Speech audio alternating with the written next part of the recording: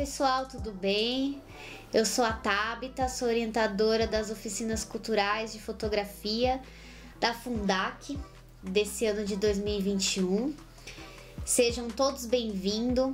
Separei algum conteúdo para a gente começar a iniciar nossas aulas. Vamos fazer um pouco diferente de quem fez o ano passado, né? Como foi fotografia criativa, a gente não teve uma ordem de conteúdo. Eu fui passando de acordo com os alunos. O ano passado ainda a gente teve a experiência de ter uma aula presencial, então foi um pouco diferente. Esse ano eu separei o nosso curso em 3 módulos, os módulos mais tradicionais que tem assim no mercado da fotografia. Vamos começar com o módulo 1, que é o básico. Conforme forem dos meses das oficinas e eu percebendo a evolução do pessoal, a gente passa para o módulo 2, que é o intermediário, e finaliza a oficina no módulo 3, que é o de avançado, que já dá início para quem quer seguir carreira, fazer uma faculdade ou um curso profissionalizante, né, tecnólogo, aí sobre fotografia ou outras artes que envolvam a fotografia. A ideia da oficina desse ano é desenvolver como se fosse um clube da imagem, para que a gente consiga, com o nosso próprio cotidiano, fazer a prática da fotografia, sem tantas exigências, né? Mas com o conteúdo, pelo menos um apoio ao conteúdo teórico, dúvidas, equipamentos, essas coisas que ao longo do curso vão ser estudadas e analisadas, tá certo? Para a gente iniciar esse módulo, eu vou entrar com a história da fotografia primeiro.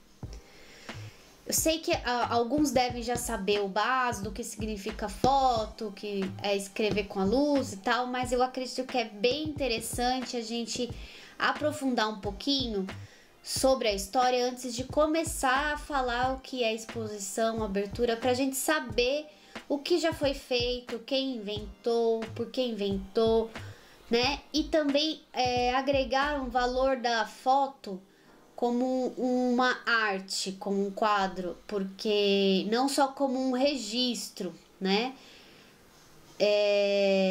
Acredito que muitos que estejam fazendo a oficina estejam interessados em trabalhar com a fotografia. E que fique bem claro que assim, a fotografia, ela não é só o lado comercial do social das pessoas, festa, casamento, como forma de registro. Quanto à prática, né, ela treina nosso olhar. Então, a gente pode até estudar tudo isso todos os dias, mas se não praticar, nem que seja com um celular, com aquelas câmeras de caixa de fósforo, a gente não vai conseguir ter essa visão mais afinada, né? É como a pintura. Ninguém começa pintando já como sei lá, um pintor do impressionismo. Ele começa aprendendo os traços, aprendendo luz, composição, e conforme a prática daquele pintor, ele adquire a qualidade e a sua própria identidade visual, né? Então, a fotografia é a mesma coisa. Eu trabalho com fotografia já fazem mais de 15 anos e se for pôr na ponta do lápis quantas fotos eu já tirei nesses 15 anos, é muita foto. E mesmo assim eu ainda acho que eu não tô nem na metade do que eu gostaria. Então a autocrítica também vale muito nesse início de oficina. Porque se a gente se policiar, a gente consegue bons resultados, né? Então, voltando aqui à fotografia, a gente vai começar, como eu falei, com a história da fotografia. Embaixo, aqui na descrição, eu vou colocar 2 links para vocês acessarem, que são documentários produzidos, um pelo, se eu não me engano, History Channel, e o outro é um coletivo que fez, um pouco mais atual. Inclusive, na nossa aula de quinta-feira, eu vou passar um desses vídeos pra gente dar início, né, a essa introdução ao módulo básico. No módulo básico, a gente vai dividir em várias etapas, né, como é 1 hora de aula e os vídeos são de 10 minutos, se eu falar tudo que tem no básico de uma vez, como se fosse um resumão, muita gente vai ficar meio confundida assim com as coisas, né? Tipo exposição, abertura, ISO. No início é um pouco difícil de assimilar assim o que é o que, né? Então, para começar, eu vou focar na história da fotografia e vou depois passando por etapas. Aí a gente entra no triângulo de exposição, depois composições, depois equipamentos e aí por aí vai. Aula, que é a nossa primeira videoaula, o nosso módulo básico, ele inicia com a história da fotografia, né? Acredito que vocês já devem ter pesquisado no Google o que significa fotografia, né? Vocês sabem que essa palavra fotografia, ela tem uma origem grega e que significa desenhar com a luz.